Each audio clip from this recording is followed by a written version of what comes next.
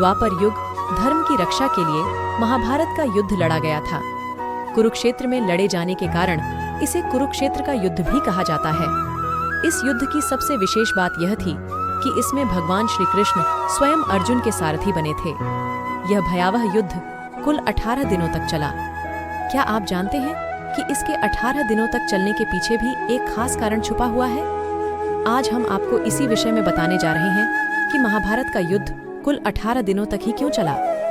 युद्ध का संख्या 18 से संबंध महाभारत युद्ध में 18 की संख्या का अत्यंत महत्व है। ऐसा इसलिए क्योंकि महाभारत ग्रंथ में कुल 18 अध्याय हैं। भगवान श्री कृष्ण ने कुरुक्षेत्र के मैदान में अर्जुन को 18 दिन गीता का ज्ञान दिया था। महाभारत का युद्ध भी 18 दिन तक चला था। यहाँ तक कि इस युद्ध के अंत में कुल 18 लोग ही बचे थे।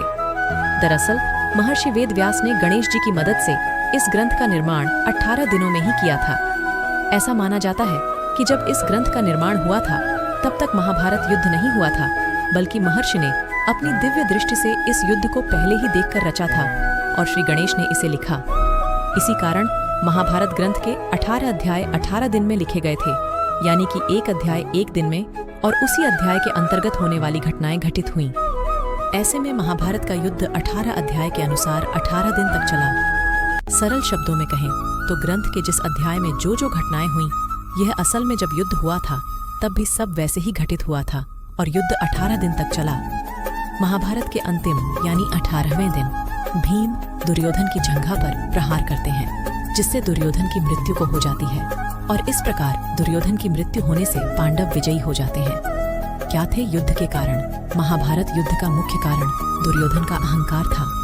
वह पांडवों को एक सुई के बराबर भी भूमि देने को तैयार नहीं था। द्रौपदी का दुर्योधन को अंधे का पुत्र कहकर पुकारना भी महाभारत का एक कारण माना जाता है।